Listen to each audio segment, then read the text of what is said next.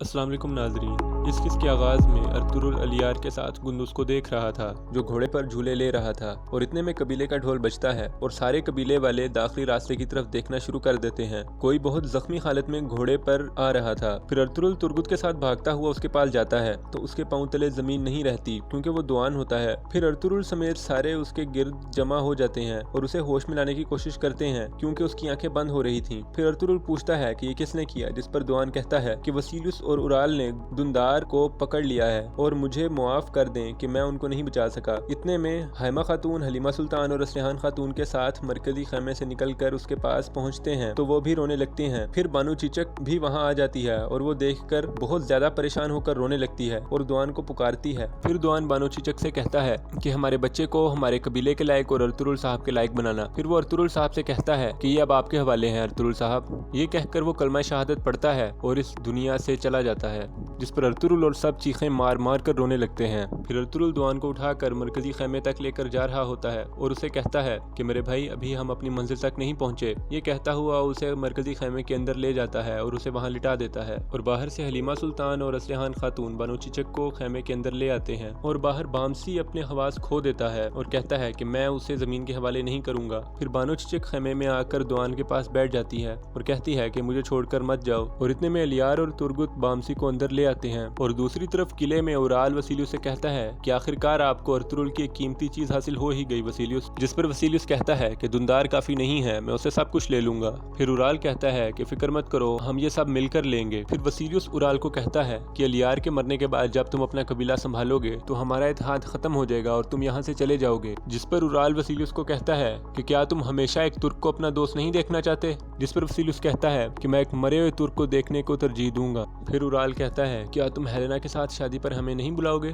वैसे भी उसको तुर्क पसंद है। जिस पर वसीलियुस कहता है कि बहुत जल्द इन जमीनों पर एक भी तुर्क बाकी नहीं रहेगा। फिर वसीलियुस वहां से चला जाता है और उराल भी वहां से हंसता हुआ चला जाता है। और दूसरी तरफ किले में हचातुरियान अपनी दुकान में एक काम कर रहा था कि उसकी नजर एक तीर पर पड़ती है तो वो तीर के पास जाकर उसे पकड़ता है और कहता है कि ऐ बूढ़े शख्स, तुम इस तीर से कैसे बचे थे, अगर अर्तुरुल साहब ना होते तो तुम ना बच पाते। फिर उसको वो वक्त याद आता है जब उराल उसको खरीद कर कह रहा था कि भागो, जल्दी भागो, और उसके भागते हुए उराल ने तीर चला दिया था और कैसे अर्तुरुल साहब ने उसको उस तीर से बचाया था। फिर अर्तुरुल साहब ने उसे कहा था कि जब तक मैं आपके साथ हूँ आपको कोई छू भी नहीं सकता। फिर वो बैठकर अपने आप से कहता है कि मैंने कैसे कैसे दिन देखे हैं, पहले मैं एक सेठ था, फिर नाकाम हो गया, फिर गुलाम बन गया और अब मैं अर्तुरुल साहब की ज़रे निगरानी रह रहा हूँ, खुदा उन्हें सलामत रखे। फिर वो उठकर अपना काम करने लग जाता है और दूसरी तरफ उराल उसकी दुकान की तरफ बढ़ रहा था। फिर वो उसकी दुकान में दाखिल होकर दरवाजा अंदर से बंद कर देता है और कहता है कि आपके काम में आसानी हो हचातुरियान उस्ताद। फिर हचातुरियान खुशामदीद कहता ही है तो वो चौंक जाता है और मुड़कर देखता है तो उराल खड़ा था। फिर वो जोशीले अंदाज में उराल का नाम लेता है तो उराल उसकी तरफ हंसते हुए बढ़ना शुरू हो जाता है। और दूसरी तरफ कबीले में बानो चिचक अर्तुरुल से कहती है कि आपने दुआन को कैसे मरने दिया। उन्होंने दुआन को मार दिया। और इतने में दुमरुल जल्दी से कबीले पहुंचता है और दुआन को यूं देखकर चौंक जाता है। फिर अर्तुरुल साहब दुमरुल से कहते हैं कि दुंदार लापता है, जिस पर दुमरुल बताता है कि दुंदार साहब किले में हैं और वो बहुत जख्मी हैं और किले वालों ने उनको फतह की निशानी के तौर पर शहनशाह के सामने पेश करना है। वो कीजिल तहबी के रास्ते से शहनशाह की तरफ जाएंगे और आपको फौरन मदद के लिए जाना होगा। जिस पर अर्तुरुल दुमरुल से कहता है कि अब वो मेरे और किसी भाई की जान नहीं ले सकता, जल्दी से किले जाओ और हेलेना से कहो कि तैयार रहे। ये सुनकर दुमरुल वहां से चला जाता है। फिर अर्तुरुल बामसी और तुर्गुत से कहता है कि अब जंग शुरू हो गई है। फिर हैमा खातून अर्तुरुल से कहती हैं कि जो भी हो दुंदार को वापस लेकर आओ, मैं अपने 2 बेटों को पिछली सरजमीनों पर छोड़कर आई हूँ और एक देखो यहाँ मुर्दा पड़ा है, अब मैं और दर्द बर्दाश्त नहीं कर सकती। फिर अलियार अर्तुरुल से कहता है कि अलियार और चावदार के सिपाही आपके साथ हैं। फिर अर्तुरुल अपने सिपाहियों के साथ खेमे से निकल जाता है और घोड़े पर बैठकर कहता है कि सब शहादत के लिए तैयार रहो क्योंकि मैं अपने भाई को लिए बगैर वापस नहीं आऊंगा। फिर वो कबीले से चले जाते हैं। फिर हैमा खातून खड़े खड़े गम से गिरने लगती हैं तो हलीमा सुल्तान और असलिहान खातून उनको एक जगह बिठा देती हैं। और दूसरी तरफ किले में दुंदार अपने आप से कहता है कि तुमने क्या किया दुंदार, तुम बेवकूफ हो, सब उस गुनेली को बता दिया। और इतने में वसीलियुस सिपाहियों के साथ वहां आकर दुंदार से कहता है कि चलो चलते हैं तुम्हारी मौत के पास। फिर सिपाही दुंदार को पकड़कर वहां से ले जाते हैं और दूसरी तरफ अर्तुरुल सिपाहियों के साथ किले रवाना हो रहा होता है और दूसरी तरफ कबीले कबीले में दुआन के कफन के इंतजामात हो चुके थे और बानो चीचक उनके पास बैठकर रोते हुए कुछ अशार पढ़ने लगती हैं। और दूसरी तरफ किले के बहुत सारे सिपाही एक बड़े से खुफिया डब्बे के साथ कहीं जा रहे थे और दूसरी तरफ अर्तुरुल अपने सिपाहियों के सामने घोड़े पर आकर कहता है कि हम यहाँ घात लगाएंगे, मेरी आवाज का इंतजार करना। फिर वहाँ से चला जाता है। फिर अर्तुरुल किले के सिपाहियों के सामने आकर नारा लगाता है तो उसके सिपाही दरख्तों में से निकल कर आ जाते हैं और उनके साथ लड़ने लगते हैं और थोड़ी ही देर में वो दुश्मनों को खत्म कर देते हैं। फिर अर्तुरुल और उसके सिपाही डब्बे के ऊपर से कपड़ा हटाते हैं और अर्तुरुल डब्बे के अंदर छुपे हुए शख्स को देखकर समझता है कि ये दुंदार है। और जब वो उसके मुंह से कपड़ा हटाता है तो वो उस्ताद हचातुरियान की लाश थी। फिर पीछे का नजारा सामने आता है जब उराल उस्ताद हचातुरियान से कह रहा था कि पहले तुम मेरे शिकंजे से निकल गए थे पर अब तुम मेरे शिकंजे से नहीं निकल सकते और अर्तुरुल अब तुमको नहीं बचा पाएगा।